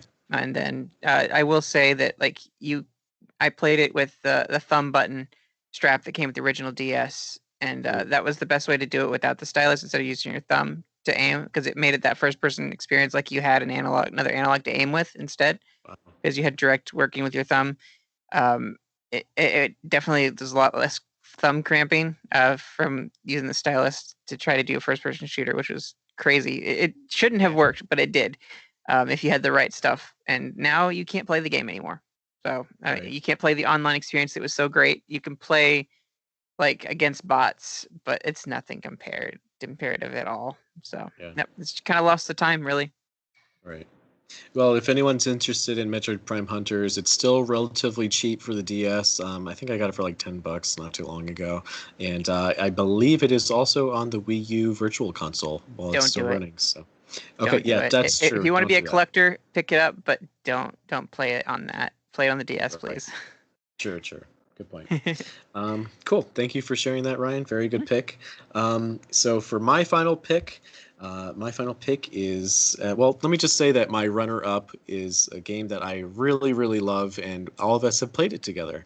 And my runner-up was Metroid Prime Federation Force. Mhm. I thoroughly, really, really love that game. But I wanted to talk about a game that I remember a little bit well. I played both of these like around the same time and had really similar positive experiences. But my third pick is The Legend of Zelda Triforce Heroes. So this is a 3DS game. This is a very multiplayer focused Zelda game. Like you work together. It's a co-op game. There's a heavy emphasis on playing online, although you could play with other people. But one big drawback for the game is that you need 3 people with 3 separate 3DS systems and 3 separate copies of this game. And I think that was a major blow to this game because it required a lot of money. It's not as accessible as like what the DS had, where it had like that DS download play thing, where you don't even need the game to play it. But yeah, this game, you basically work together, you solve puzzles and dungeons, and defeat all these weird monsters. There's like a competitive element where like if you see rupees, you want to go for it first, obviously, and then that stays with you in like the main like hub world or whatever. And it's very silly. There's like this emphasis on these like weird outfits. So Link would wear a heart outfit, and if you wear a heart outfit, it's like more likely that you would find hearts like when you're like cutting grass or whatever. And I think there's like a water outfit where you would like swim a little bit faster or easier in water. So each outfit, like they looked ridiculous, but they had like a little extra trait to it that would help you in the game, which I thought was pretty interesting. But a lot of people hated it when it came out. It used a lot of assets from A Link Between Worlds. So we all loved A Link Between Worlds. We thought it looked great when that game came out. But when this game came out, like, a year or two later, everyone's just like, oh, it's the same. And yeah, it's the same, but it looks good still. Like A Link Between Worlds looked good, so this looks good too. They didn't really change too much, but I will say like the frame rate is amazing. It's very fluid, very very fluid game, which is very impressive to me. Yeah, people just didn't like the silly outfits, and there were like limited communication options, so you only had like I don't know 6 options for things to yell out to your teammates, like "Hey" or "Totem," like climb on top of me, basically. So it was kind of limited, but I actually kind of like that.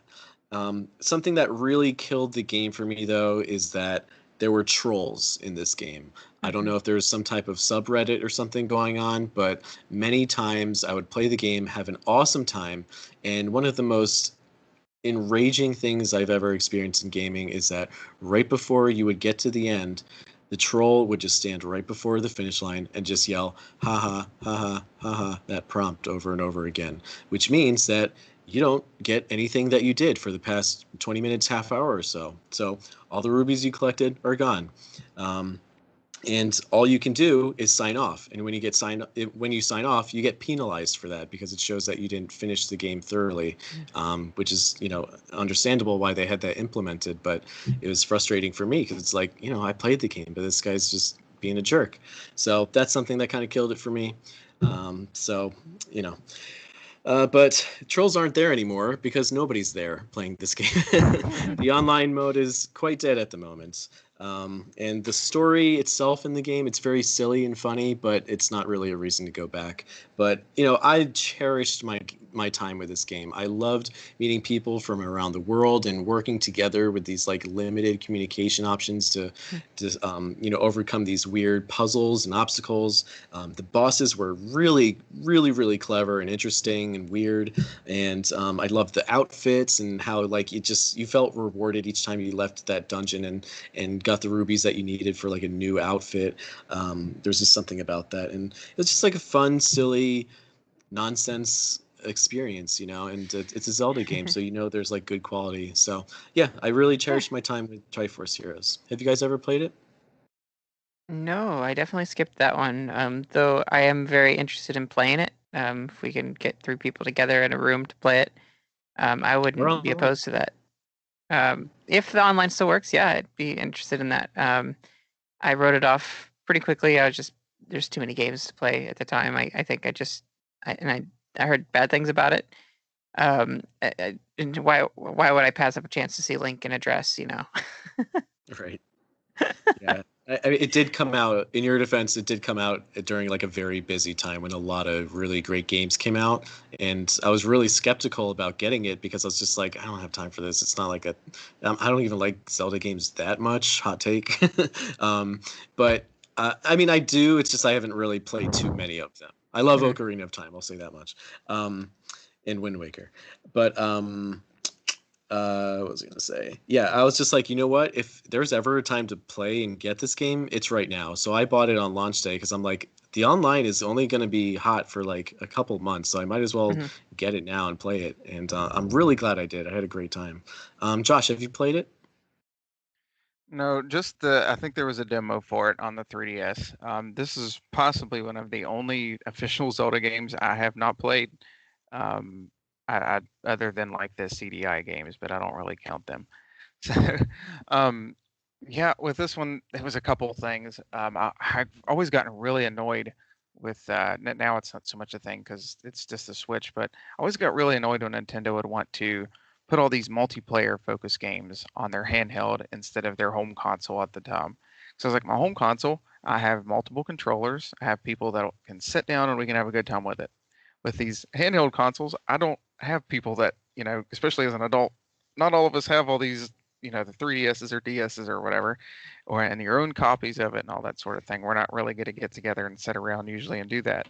So that was always really frustrating to me because I know some games like Four Swords and Four Swords Adventures are really good. But outside of that, really with this one, some of it was the aesthetic of it. And I remember seeing like the trailer, and is it a king or something? I think in like the Fashion Kingdom or something, like all of that. Right.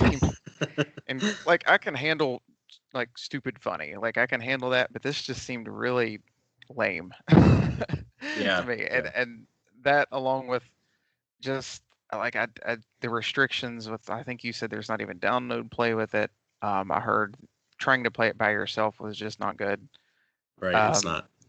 And again, like that, some of it was just some of the goofiness they went with it. Just is it maybe not my kind of goofiness, like the costumes. And Ryan kind of joked about the dress. Maybe the dress is what really turned me away from it. I don't know, but just things like that. I just couldn't. That didn't feel right to me. It didn't look like. I don't mean to sound like somebody that's like, oh no, it's not how Zelda's supposed to be. But it just didn't feel right. And again, all that on top of the other things where I don't think it was going to work out for me very well. I just didn't even bother picking it up. Right. And you're not alone. A lot of people had those exact same thoughts. In fact, I had those same thoughts, like I kind of mentioned before. But and I get it, like, and seeing the trailer with like Link in a dress, I'm just like, what are you doing? Like, why this? Why now? Like, what are you trying to do with this? But and I'm a very open-minded person, but it's just like, what's the point? But if you really think about the concept behind it, like having these silly outfits, like just being goofy and having like these interesting traits attached to them, and having it be like a co-op game, it's really fun. I really think that everyone should keep an open mind and play it. At least, I mean, now don't get it if you think you're just going to be playing it by yourself, unless you think you might be into that.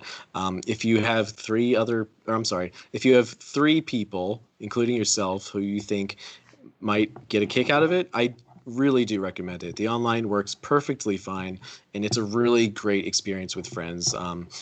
Whether or not you want to like call each other on the phone, like kind of stay on the line while you're playing, or if you want to kind of limit yourself with the options that they give you. It's very different. It's a great Zelda experience. I promise you, if you work together. The puzzles and dungeons are really clever.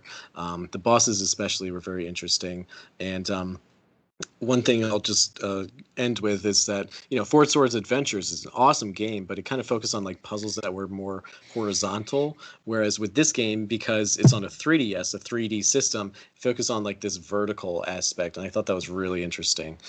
So yeah, please don't sleep on Triforce Heroes if you think it might be your cup of tea. But I guess that wraps up our picks. But I wanted to thank everyone. I know this is definitely a long episode, so first of all, thank you, Ryan and Josh, for sticking with me. But thank you to our listeners for listening. I hope you really enjoyed this episode. We had a really great time making it and kind of discussing our lists with each other. If you liked today's episode, we would really appreciate it if you left us a review in whatever podcast service you are listening to us. Ryan, would you mind doing our due diligence? If you want to listen to us over at Apple Podcasts, Google Podcasts, you can also find us on Amazon Podcasts, Spotify, and Pandora Podcasts. You can also find us on our YouTube. You can also look us up on Facebook at Nintendo NOS, on our Twitter at Nintendo_NOS. You can find us on our Instagram at Nintendo NOSIN. Shoot us an email, NintendoNostalgiaIN@gmail.com. You can always give us a call on our Nostalgia Hotline, share your memories, and show us some love at 317-969-5690. Guys, that brings us to the end of the episode. Thank you so much for listening, and we will catch you next week. Later, Preston. Bye-bye.